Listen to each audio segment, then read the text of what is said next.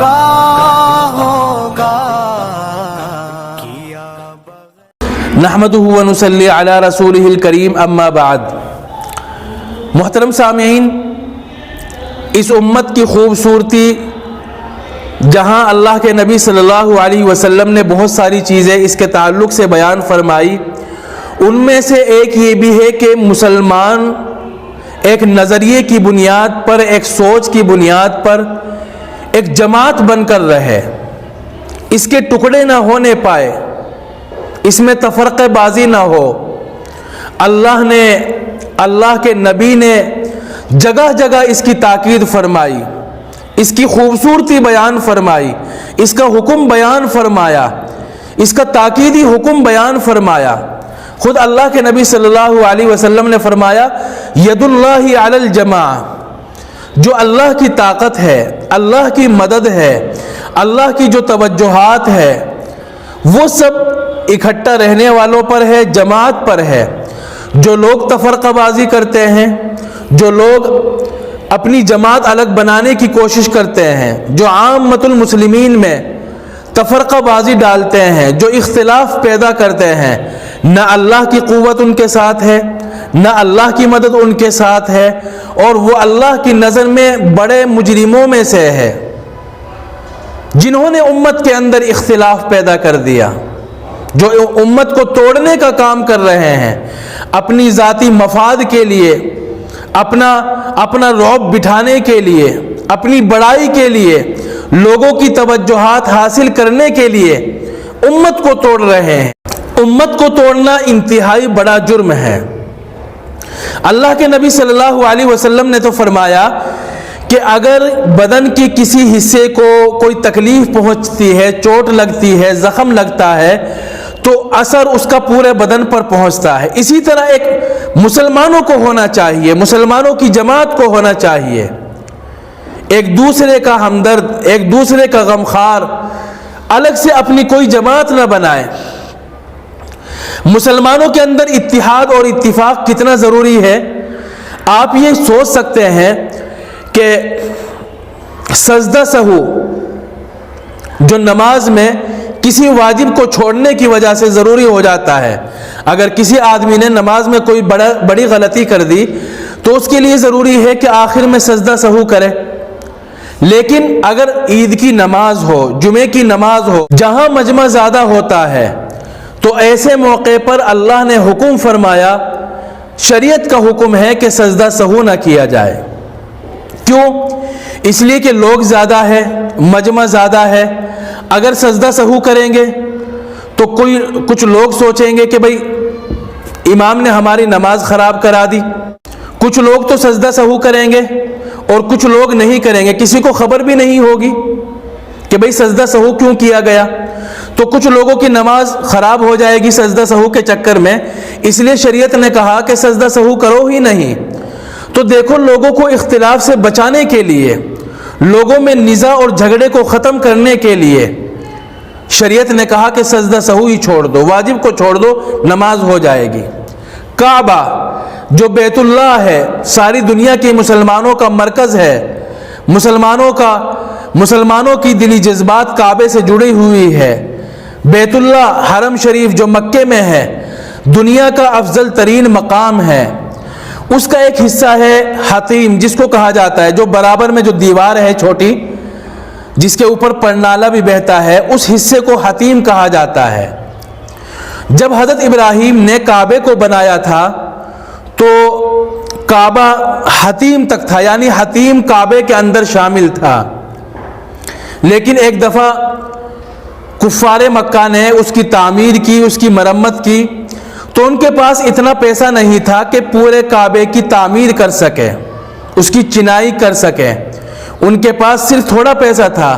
تو انہوں نے یہ کیا کہ جتنا پیسہ تھا اتنے کی ہی انہوں نے تعمیر کر دی کعبے کو اور بیت اللہ کو بنا دیا، باقی جتنا حصہ اس سے باہر رہ گیا اس کی تعمیر نہیں کی، اس کو چھوڑ دیا، البتہ چھوٹی دیوار کھڑی کر دی تاکہ آئندہ لوگ اس کو درست کر لیں، جن کے پاس پیسہ ہوگا، ہمارے پاس تو اتنا پیسہ نہیں۔ اللہ کے نبی صلی اللہ علیہ وسلم کا جب زمانہ آیا، وقت آیا، تو اللہ کے نبی نے سوچا کہ اس حتیم کو کعبے کے اندر شامل کر لیا جائے، جیسے حضرت ابراہیم نے اس کو بنایا تھا۔ لیکن کیوں نہیں کیا شامل؟ وہ اس لیے نہیں کیا کیونکہ اس وقت مسلمان جو صحابہ تھے، کفار مکہ تھے، نئے نئے اسلام میں داخل ہوئے تھے۔ کعبۃ اللہ کی اہمیت ان کے دلوں میں تھی، کعبے کو وہ عظیم مانتے تھے، اس کی عظمت ان کے دلوں میں بیٹھی ہوئی تھی۔ تو اگر حضور کعبے کو توڑ کر حتیم کو اس کے اندر شامل کرتے تو لوگ بدگمان ہو جاتے، بددل ہو جاتے۔ کچھ لوگ تو جو اللہ کے نبی کے مزاج کو سمجھتے ہیں وہ تو اس بات کو غلط نہ سمجھتے، لیکن جو نئے نئے اسلام میں داخل ہوئے تھے وہ یہ سوچتے کہ بھئی یہ کیسا نبی ہے، اللہ کے گھر کو ہی توڑ رہا ہے، اللہ کے گھر کو بھی نہیں چھوڑ رہا ہے۔ تو لوگوں میں اختلاف ہو جاتا۔ لوگوں کو نزاع اور جھگڑے سے بچانے کے لیے اللہ کے نبی نے کعبے کو اپنی جگہ پر رہنے دیا اور حتیم کو کعبے سے باہر ہی رکھا، اس کی عمارت سے، اس کی تعمیر سے باہر۔ تو دیکھو اللہ کے یہاں اتحاد اور مسلمانوں کا ایک جٹ رہنا کتنا ضروری ہے۔ شریعت نے ان کے درمیان تفرقہ بازی کو ڈالنے سے بچنے کے لیے، ان کے اتحاد کو برقرار رکھنے کے لیے، ان کے جھگڑوں کو ختم کرنے کے لیے شریعت نے بڑے بڑے فیصلوں کو چھوڑ دیا ہے۔ تو آج ان لوگوں کا کیا حال ہے جو مسلمانوں میں تفرقہ کر رہے ہیں، جو مسلمانوں میں جماعتیں بنا رہے ہیں صرف اپنی پیری کو جمانے کے لیے، اپنی عقیدت لوگوں میں بٹھانے کے لیے، شہرت حاصل کرنے کے لیے، لوگوں کی توجہات اپنی طرف کھینچنے کے لیے۔ جو آدمی دیکھو شہرت حاصل کرنا چاہتا ہے تو وہ بالکل اکابرین کو گالی دینے سے شروع کرتا ہے۔ کوئی صحابہ کو گالی دے رہا ہے، کوئی قرآن پر اعتراض کر رہا ہے، جو ہمارے بڑے مدارس ہے، دارالعلوم وغیرہ ہے، ان پر اعتراض کر رہا ہے، کوئی نظام، ہمارے جو اسلامی نظام ہے اس پر اعتراض کر رہا ہے، اسلامی مسائل ہے ان کو غلط بتلا رہا ہے۔ بھائی تم کہاں سے پیدا ہو گئے ہو؟ تمہیں کس نے اختلاف کرنے کے لیے کہا ہے؟ اچھا، ایسے لوگوں کی آپ یوٹیوب پر ایسے لوگوں کو بہت مل جائیں گے آپ کو، جو ایسا لگے گا بھائی بالکل نئی تحقیق ہے، نہ یہ بات صحابہ کو سمجھ میں آئی تھی نعوذ باللہ، نہ اس کے بعد والے اکابرین کو کسی کو سمجھ میں نہیں آئی، آج ہی یہ پیدا ہوئی ہے۔ اللہ نے ان کو الہام کیا ہے کہ قرآن کا مطلب صحیح ہے اور جو اب تک سمجھا جا رہا تھا وہ غلط ہے۔ ہر آدمی توجہات حاصل کرنے کے چکر میں ہے۔ یوٹیوب پر روزانہ کلپ بن رہے ہیں، آپ غور سے دیکھو، وہ آپ کی نگاہوں کے سامنے بھی ہیں، ہو سکتا ہے آپ کے دائیں بائیں بھی ہو، تو ان کا ساتھ دینے کی بالکل بھی ضرورت نہیں ہے۔ سب کے ساتھ مل کر رہنا چاہیے، امت بن کر رہنا چاہیے۔ کبھی کوئی حضرت معاویہ رضی اللہ عنہ اور حضرت علی کے درمیان جو اختلاف تھا ان کو شروع کر دیتا ہے، کبھی وہ مسائل فقہیہ کو چھیڑ کر کہتا ہے کہ ایام تشریق 4 ہیں۔ وہ یہ دکھانا چاہتا ہے کہ صرف دین کو سمجھنے والا میں ہوں۔ صحابہ کے زمانے سے قربانی کے جو 3 دن ہیں وہ 3 ہیں، اب آ کر کہنے لگے کہ 4 ہیں۔ یہ نئے نئے مسائل معلوم نہیں کہاں سے مارکیٹ میں آ رہے ہیں، کہاں سے ایسے لوگ پیدا ہو رہے ہیں۔ میں نے ایک صاحب سے بات کی کہ جو آپ کے یہ استاذ ہیں، یہ حضرت معاویہ رضی اللہ عنہ کا مسئلہ کیوں چھیڑ رہے ہیں یوٹیوب پر؟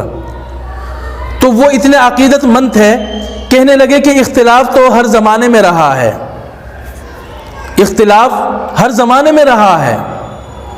تو میں نے کہا تو جب ہر زمانے میں رہا ہے تو یوٹیوب پر یہ ویڈیو بنانے کی ضرورت کیا ہے؟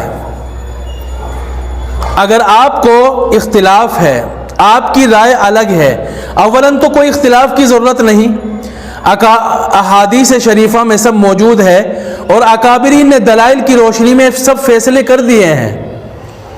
پھر بھی وہ کہنے لگے کہ اختلاف رہا ہے، اگر ان کی بات کمزور ہے تو ان کو جواب دینا چاہیے، ان کا اختلاف ہے۔ میں نے کہا کہ اگر ان کو اختلاف ہے تو علماء سے ملنا چاہیے کہ یوٹیوب پر بیٹھ کر کلپ بنانا چاہیے۔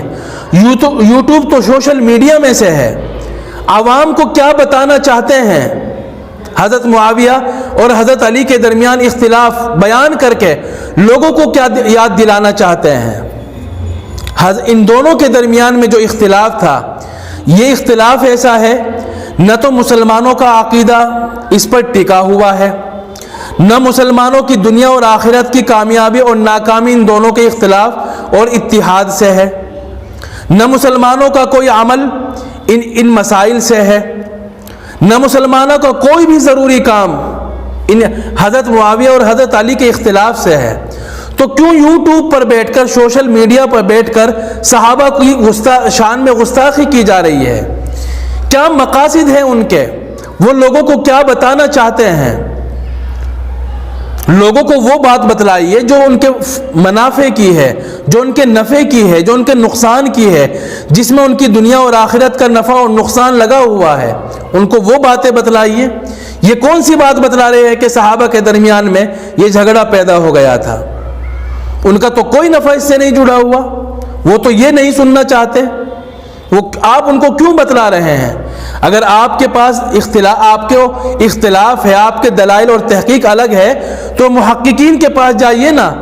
یوٹیوب پر کیوں آپ اپنی باتیں بیان کر رہے ہیں؟ علماء سے ملیے اور بتلائیے میرا اعتراض یہ ہے، میرے ذہن میں یہ باتیں آتی ہے، میری تحقیق یہ ہے۔ لوگوں کے سامنے، بزنس والوں کے جو دکاندار ہے یوٹیوب پہ، یہ تو سوشل میڈیا میں سے ہے۔ اور کبھی وہ کہتے ہیں کہ ایام تشریق 4 ہے، قربانی کے دن 4 ہیں، کبھی کچھ بیان کرتے ہیں، کبھی کچھ بیان کرتے ہیں۔ کبھی بعض لوگوں کو دیکھا ہے کہ وہ صحابہ کو اور اکابرین کو غلط کہہ رہے ہیں، ہمارے اکابرین کو غلط کہہ رہے ہیں۔ یہ کون سی دنیا سے لوگ آ گئے ہیں؟ یہ سب شہرت حاصل کرنے کے طریقے ہیں۔ اچھا، ان میں سے بعض لوگ تو ایسے بھی ہیں کہ جو اتحاد کی بات کرتے ہیں، میں مسلمانوں کو جوڑنا چاہتا ہوں، میں مسلمانوں کو میں اتحاد پیدا کرنا چاہتا ہوں، لیکن ان سے زیادہ اختلاف کسی کا نہیں ہے۔ سب سے زیادہ جھگڑے بھی انہی لوگوں کے ہوتے ہیں۔ خود ان کا اتفاق کسی سے نہیں ہو رہا، خود ان کا ملن کسی سے نہیں ہو رہا، اور وہ لوگوں کو جوڑنے کی بات کر رہے ہیں۔ کبھی کہہ رہے ہیں کہ قرآن غلط ہے، والمحسنات سے پارہ نہیں شروع ہونا چاہیے، پچھلے رکوع سے شروع ہونا چاہیے، وہ اپنا قرآن چھاپ رہے ہیں۔ بھئی کون سی دنیا سے یہ تحقیق لائے ہو؟ تھوڑا ذرا سوچ لو، دماغ کا استعمال کر لو کہ کہیں آپ غلط تو نہیں ہیں، کہیں آپ غلط راستے پر تو نہیں پڑ گئے ہیں۔ بعد میں آپ رجوع کرو، بعد میں رجوع کرنے سے بہتر ہے کہ پہلے ہی آپ اچھی طرح غور و فکر کر لو، علماء کی خدمت میں اپنے مسائل پیش کرو، تاکہ سارے طرح کی باتیں واضح ہو کر سامنے آئے، حق اور باطل کے درمیان میں فرق ہو جائے۔ یہ تھوڑا ہی ہے کہ پہلے اپنی بات کر دو اور پھر اس سے رجوع کرنے لگو۔ تو سب سے زیادہ جھگڑے بھی انہی کے ہیں، ہر آدمی اختلاف کرنے پر لگا ہوا ہے۔ وہ آپ نے سنا ہی ہوگا کہ ایک آدمی نے کہا کہ کتا حلال ہے، اب سب اس کے پیچھے پڑ گئے کہ بھئی سب کتا حرام کہتے ہیں، وہ کھانا کتے کا گوشت حرام کہتے ہیں اور آپ حلال کہہ رہے ہیں کہ بھئی ہاں بالکل حلال ہے۔ کہا کہ دلائل دو، دلیل دو، کیا دلیل ہے آپ کے پاس؟ اس نے کہا کہ ایسے نہیں بتلاؤں گا، میں اپنے بڑے علماء کو لاؤ، جو آپ کے بڑے ہیں ان سے بحث کروں گا، چھوٹے موٹے اور چٹر مٹر سے میں بات نہیں کرتا۔ اب لوگ گھبرا گئے، بھئی بڑا کانفیڈینس ہے اس کے اندر، تو اس کا مطلب یہ ہوا کہ بڑی مضبوط دلیل ہے اس کے پاس۔ لوگوں کی توجہ اس کی طرف ہو گئی، خبریں اس کی چاروں طرف پھیل گئی کہ ایک عجیب سا آدمی ہے جو کتے کو حلال کہتا ہے۔ تو ایک شخص ان سے مناظرے کے لیے اور بڑی مشکل سے تیار ہو گئے کہ آپ سے بحث کی جائے گی، کتا حلال ہونے کو آپ ثابت کریں۔ چنانچہ وقت مقررہ آ گیا، لوگ بڑے اس کی طرف توجہ لگائے بیٹھے تھے، لوگوں کا دھیان اس مناظرے پر تھا، اس محفل پر تھا کہ بھئی آج تو عجیب سی تحقیق سامنے آئی ہے، کتا حلال ہے۔ تو سب لوگوں کا دھیان ان کے مناظرے کی طرف، ان کی بحث و مباحثے کی طرف ہو گیا۔ جب وقت آیا، اسٹیج جم گیا، محفل جم گئی، تو سامنے والے عالم نے پوچھا کہ بتلائیے آپ اتنے دن سے یہ دعویٰ کر رہے ہیں کہ کتا حلال ہے، دلیل دو۔ تو انہوں نے کہا کہ دیکھو بھائی بات ایسی ہے، کتا ہے تو حرام ہی، لیکن میں بہت دنوں سے لوگوں میں ہائی لائٹ ہونے کی کوشش کر رہا تھا، لوگوں میں شہرت حاصل کرنے کی کوشش کر رہا تھا، مجھے شہرت ہی نہیں ملی، بڑے بڑے عجیب کام کیے لیکن کوئی شہرت مجھے نہیں ملی۔ پھر میرے دماغ میں یہ سوجھا، میں نے لوگوں میں یہ بات پھیلائی کہ کتا حلال ہے، اب سب لوگ مجھے جانتے ہیں۔ جو پچھلے 10 سالوں سے میں نے محنت کی تھی، گزشتہ 10-20 سالوں میں جتنے لوگ مجھے نہیں جانتے تھے، اب کے کچھ دنوں میں جب سے میں نے یہ مسئلہ اٹھایا ہے، کئی گنا لوگ مجھ کو جاننے لگے ہیں۔ تو دیکھو یہ چل رہا ہے ساری جگہ، لوگوں میں بے چینی پیدا کرنا، حتیٰ کہ لوگوں کے ایمان میں بھی، ان کے ذہنوں میں بھی کشمکش پیدا ہو گئی ہے۔ لوگ سوچنے لگے ہیں کہ کیا حق ہے، کیا صحیح ہے، کیا غلط ہے، پتہ ہی نہیں چل رہا ہے کچھ۔ تو خدا کے واسطے آخرت کا خوف کھاؤ، اپنی آخرت کا بھی خوف کھاؤ، لوگوں کے ایمان کی فکر کرو۔ آج کے وقت میں جن چیزوں کی ضرورت ہے اس میں قدم بڑھاؤ، اس میں محنت کرو۔ ہر طرف مسلمانوں کو پریشان کیا جا رہا ہے، نبی کی شان میں گستاخی کی جا رہی ہے، نبی پر انگلیاں اٹھائی جا رہی ہے، ان کی عزت پر انگلیاں اٹھائی جا رہی ہے، مسلمانوں کو ہر طرف سے گھیرا جا چکا ہے۔ روزانہ خبریں آتی ہے کہ آج وہاں مسلمانوں پر ظلم کیا گیا۔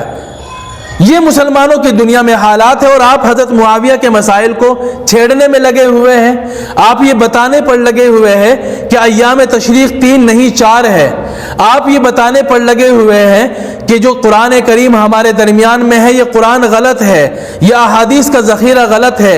حضرت ابو ہریرہ، ان کی ضرورت نہیں ہے۔ 1450 سال سے علماء کا، اکابرین کا اس پر اتفاق رہا ہے کہ صحابہ کرام حق ہے، صحابہ کرام حق ہے، صحابہ کرام عادل ہے، رضوان اللہ تعالی علیہم اجمعین۔ آپ کے کرنے سے، جو الگ جماعت بنانا چاہتے ہیں ان کے کرنے سے کچھ نہیں ہوگا۔ آپ سے پہلے بھی بڑے بڑے سورما آ چکے ہیں جو فیل ہو کر چلے گئے، اس لیے زیادہ خوش ہونے کی ضرورت نہیں ہے کہ میں بہت بڑا کام کر رہا ہوں۔ ذرا اپنی طرف دھیان دے، اپنی آخرت کی فکر کرے، امت کو جوڑنے کی کوشش کرے، حضور کی سیرت کو بیان کرے، صحابہ کی سیرت کو بیان کرے۔ ان سب چیزوں کی ضرورت ہے۔ ہندوستان میں خصوصاً مسلمانوں کے دین کے، ان کے مراکز کی، ان کی جان کی، آبرو کی حفاظت کے جو اسباب ہو سکتے ہیں ان میں بڑھنے کی کوشش کریں۔ دوسرے بیکار کی چیزوں میں کچھ نہیں ہونے والا ہے آپ کے اختلاف سے۔ اختلاف کرتے کرتے مر جائیں گے، کوئی آپ کو جاننے والا بھی نہیں ہوگا۔ فالتو میں خوش ہونے کی ضرورت بھی نہیں ہے کہ آپ کے اختلاف کرنے سے شاید ایک نیا فرقہ آپ کے نام سے پیدا ہو جائے، شاید ایک نئی جماعت آپ کے نام سے پیدا ہو جائے۔ یہ کچھ لوگ ہیں چاپلوس قسم کے جو آپ کی تعریف کرتے ہیں، ان سے خوش ہو کر اپنی آخرت کو خراب نہ کریں۔ اللہ اور اس کے رسول کی نظروں میں اپنے آپ کو گرانے کی کوشش نہ کریں، سستی شہرت حاصل کرنے کی کوشش نہ کرے، توبہ کرے اور سب کو جوڑنے کی کوشش کرے، آخرت پر دھیان دے، دنیاوی جو اعمال ہے ان کو پورا کرنے کی کوشش کرے۔